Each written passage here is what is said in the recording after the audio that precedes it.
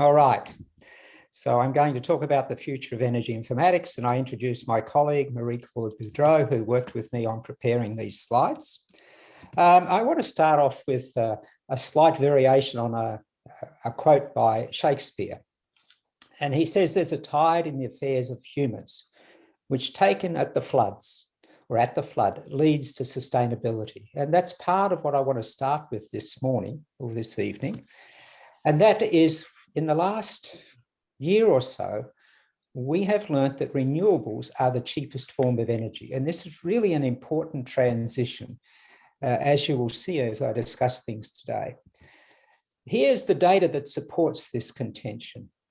And this is some data collected by Lazard, which is a consulting service in the energy area.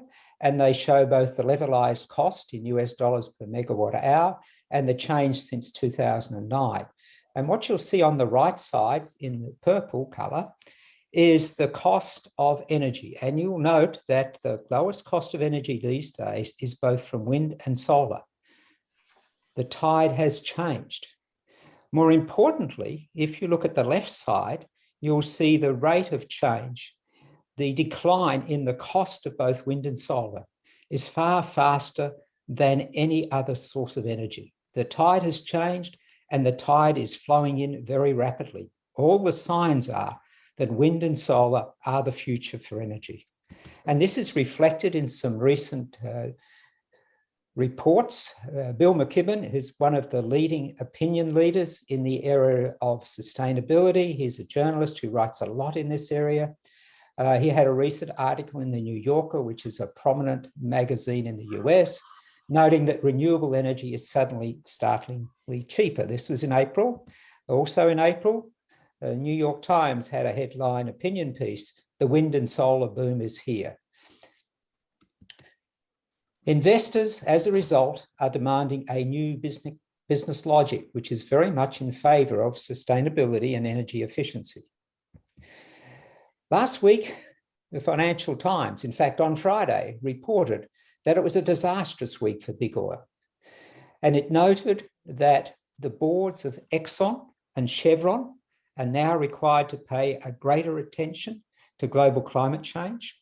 Royal Dutch Shell was ordered by the Dutch court to cut carbon emissions.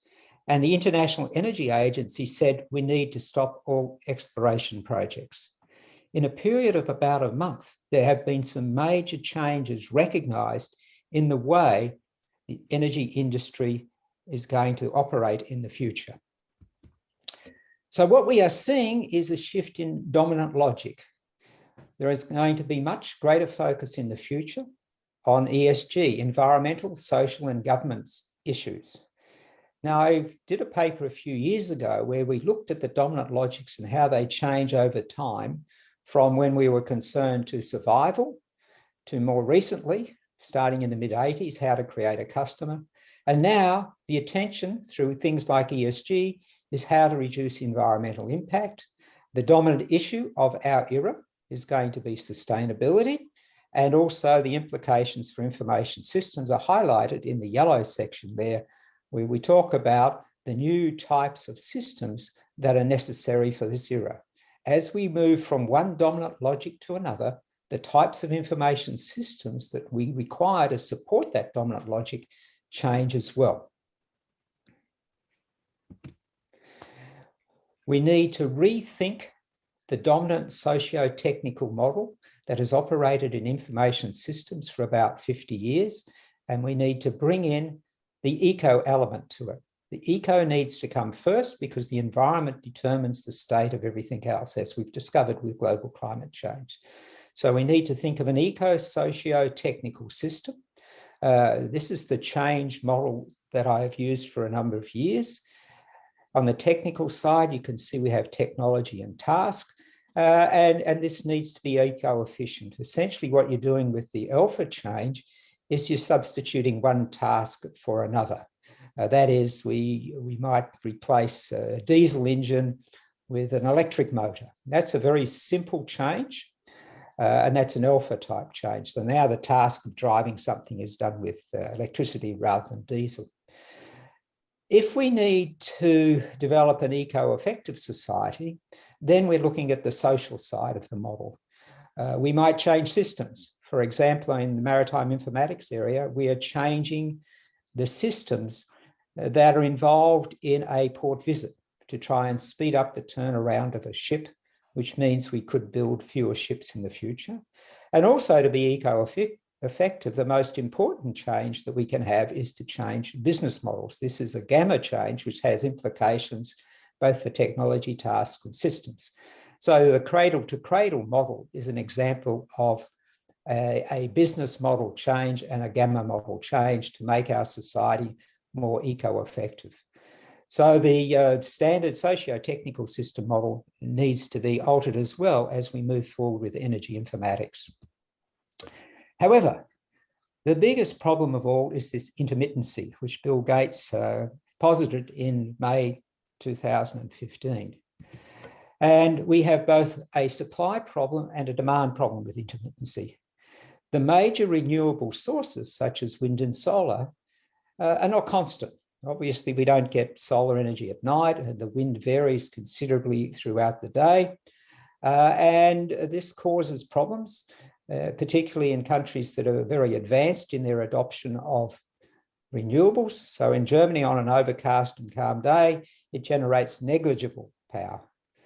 But on a sunny, windy day on the weekend, for example, the grid can be overloaded. And I'm sure the same sorts of things happen in Denmark. At times, we generate too much energy. And in the case of Germany, they pay Holland and Poland to take their excess. On the other side, we have a demand problem. Demand is influenced by a variety of factors, such as weather and holiday and sporting events and so forth. And at times we can't meet demand. And this is the demand response problem that many utility companies have to deal with by building excess capacity. So one of the studies I read said that Europe has 150 more power stations than required if it didn't have to deal with demand response. So on very hot days in Georgia, for example, we have a tremendous need for energy for air conditioning. But often it's only to meet the needs for a few days of the year. We have all of that extra capacity. There are some opportunities to store generated energy when we can't use it, but these add costs because of efficiency losses. When you put energy into a battery, you lose about 85% of that energy. And so if we want to build a renewable society, we want to use energy as it's generated. We don't want to waste energy by storing it if we can avoid it. So here are the options that we have to solve the problem of intermittency. And essentially there are 7 options, though 3 of them mirrors one of the other. So if we just look at the left-hand side, we might have oversupply or underdemand. On the right side, we have undersupply and overdemand. We need to keep the grid in equilibrium. And most of the solutions that are being implemented at present use storage, battery storage. This wasn't realized until a few years ago that this could be effective. And there was a major outage in South Australia, and Elon Musk installed a bunch of batteries which solved the problem. In fact, he promised the South Australian government that he could install the batteries within 100 days, and otherwise they would be free. He did it in something like 90 days, and the South Australian government fully recovered its cost in just over a year. This was the case for showing that batteries could balance the grid. However, as I said earlier, we result in wasting some of our energy. So what are the options that we have? Well, we can increase the supply to deferrables. There are some things that don't need energy or electricity constantly. They need it at some point, but we can defer them. So if we have an oversupply, we can increase the supply to deferrables. The other thing we can do is buy production rights, pay a wind company not to generate electricity. This is already done in some areas where in agriculture, companies or farmers are paid not to produce wheat. Or we could lower prices to stimulate demand.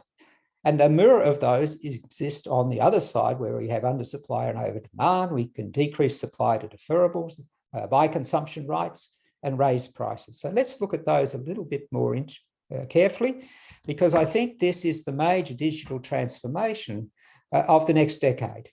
We have to solve this problem, and it's a massive information-intensive problem that's really well suited to the application of the work that people are doing in energy informatics. And as I look through some of the papers at this conference, I see that people are solving portions of this jigsaw. So in managing the deferrables, there are things like water heating and charging electric vehicles that can be put off or brought forward, provided that we have the technology in place that tells us, for example, that a person needs 2 hours of charging for their EV over the next 8 hours. And any time during that period, we can pump excess electricity into it. The same sort of thing can apply to water heating. What we need are uses of energy that are massive in scale so that we can switch an oversupply into these areas or stop supplying energy to them as we need it in other areas. We also need to automate the decision-making so that people can do it as a set and forget approach. People don't want to manage this themselves, but they certainly want to be able to specify when they want hot water or when they need to be able to travel to work or commute in their electric vehicle and how many kilometres they're going to travel. This is an information problem. We can establish rights markets. So when you sign up for an electricity supplier, you're essentially buying a right to consume. And if you decide to consume less, to curtail your usage, you should be able to sell a portion of that right. So if you agree to only use 20 kilowatt hours over the next certain period, instead of your normal 50 kilowatt hours, you should be able to sell the difference. Similarly, generators have production rights, which someone should be able to buy to take them out of production. This might be a better approach for Germany than paying Poland or Holland to take electricity. These rights should be tradable, and we have well-established rights markets in a number of different areas. For example, in Australia, they trade water rights. There's no reason why we can't trade the right to generate or consume electricity. We need in place electronic metering so you can monitor the rights contracts. So if I decide to curtail the use of electricity in my factory, then that contract is established and then someone monitors it. If I disobey the contract, then I pay a large fine. But because we have in place electronic metering, this is now a feasible alternative for trying to manage the intermittency between demand and supply. And then we can also do dynamic pricing. Real-time prices for electricity can be adjusted based upon supply and demand. It's a little bit difficult because electricity is a continuous flow, so you can't jump the price up without telling the consumer when that change is going to occur. So it cannot be totally dynamic, but you can change it on an hourly basis. So for example, the University of Georgia typically pays about 8 cents per kilowatt hour for electricity, but we get a 24-hour notice from our utility supplier that tomorrow energy is going to be scarce, it's going to be a hot day, and we will be paying the real-time price, which could be as high as 64 cents per kilowatt hour. So we have these massive increases on some days because we pay real-time prices. As a result, we've had a project on campus to be able to adjust for those periods of very high pricing as to how we change thermostats and how we cool buildings and so forth in order to try and cut the peak off that pricing. What it does is when you have dynamic pricing, it forces businesses and institutions like a university to monetize their flexibility so that you might have, for example, a very automated factory. And when electricity is cheap, you can fire up that factory and produce your widgets. When it becomes expensive, you close it down. So dynamic pricing is going to really favor those who are flexible in the way they manage their operations. We also need better battery management, or we need battery management, I should say. Batteries can be distributed throughout the grid. Large-scale generators can put them in place, like the South Australian Electricity Commission, or householders can have batteries in place. And this is happening in a number of different countries where householders decide they need resilience. For example, I visited a facility in Japan a few years ago, developed by Panasonic, and every one of the homes had a Panasonic battery in it. And when there was a problem with electricity supply, the building would automatically downgrade the amount of electricity that was used and run off the battery as required. And they could run a home for about 3 days, which is really important in a country like Japan, where you get a number of earthquakes, and that can disturb the electricity system. One of the important problems that energy informatics scholars can work on is the two decisions that utility companies have to make, and that is, where do you place the batteries within a grid? What's the optimum location of these, which is a classic management science problem that fits in with the energy informatics domain. And then the other short-term decision, when do you charge or discharge a battery to minimize the loss of efficiency? So these are important problems, and this whole area of intermittency has a number of significant problems that I think contribute to making this the most important digital transformation that we have to make as a society over the next decade. We can't afford to waste energy by relying only on batteries.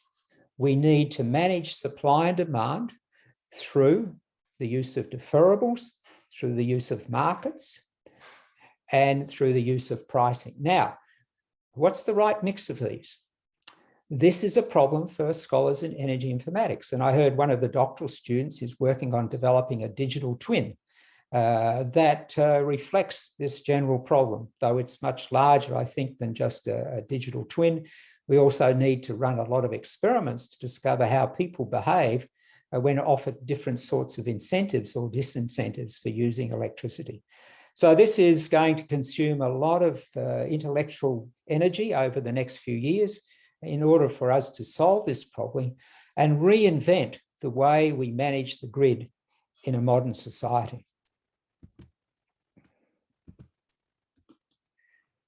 I'd like to turn our attention now to the larger problem of capital productivity. So it's one thing to improve energy efficiency, but I think energy informatics also needs to think about capital productivity as well. We have to learn how to do more with less. We have to use our capital more productively. And I call this C prime because this is fundamental to the quality of life that we have in any country. How we use our capital determines how well we live. And so I published a book called Capital Systems and Objects that addresses these issues. It's a Springer book. It's probably free in your library for a download or accessible for a certain period in your library.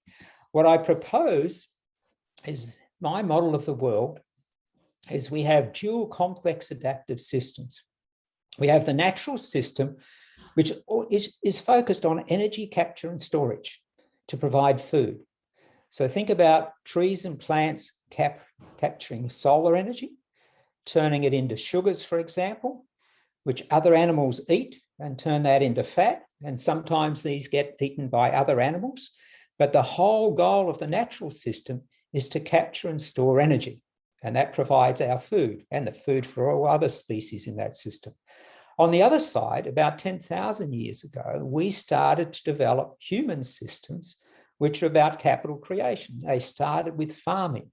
And so the capital we were creating was taking natural capital, turning it into crops and selling them and creating economic capital, creating human capital to manage farms and so forth. This is the system that provides us goods and services. So these are the two major elements of our modern world.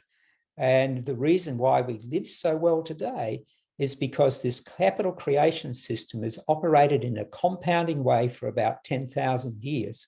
And we've increased through innovation the amount of capital that we have and how we productively convert capital from one form to another. So there are four critical measures. In the natural system, there are greenhouse gases and emissions and population. I'm not going to discuss those. But in the human system, we're concerned with two things: capital productivity and energy productivity. Energy informatics deals with energy productivity. I call these C prime and E prime because they're fundamental to our standard of living.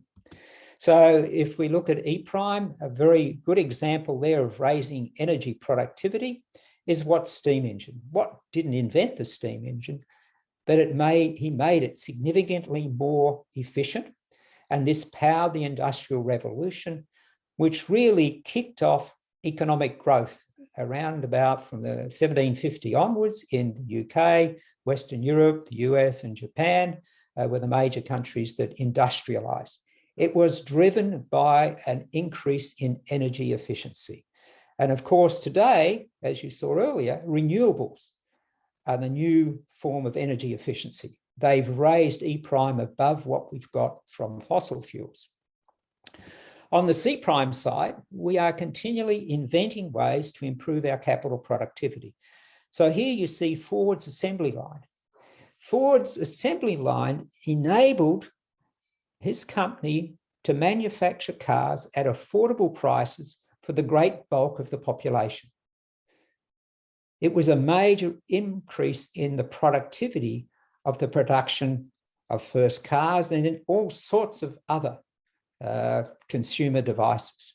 If you look at today's Ford assembly line, it still has the same basic structure, except we've replaced human capital with robotics, which are organizational capital because they belong to the organization. But the same way of raising C prime that was invented 100 years ago still applies today in many factories.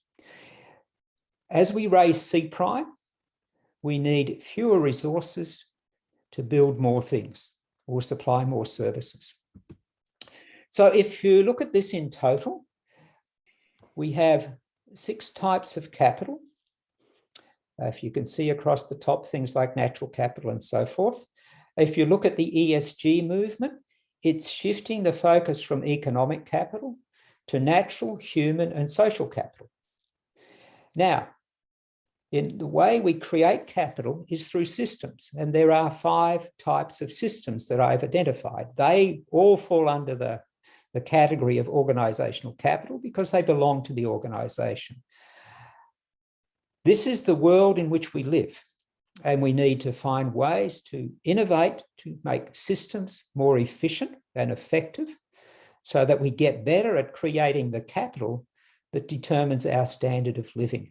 And this is the major challenge, I think, as we move forward in a sustainable society. It's not only being energy efficient, but finding capital productivity improvements that mean that we put less strain on the environment, on natural capital, in order to produce the goods and services that consumers want.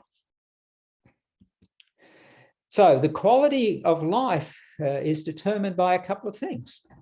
The quality and quantity of the existing stock of capital. And if you look at China as an example, when Deng Xiaoping started the economic reform in China, it took off pretty quickly. That's because China had a very large, reasonably good quality stock of human capital. China has a primary education system that ensures that most people are literate and numerate. And this massive stock of human capital enabled it to create the factories that serve the world. If you look at Denmark, one of its great stocks of capital, I think, is its social capital. People are well integrated into the society. It works well, which depends upon social capital. So the quality and quantity of existing stock of capital determines the state of your life today.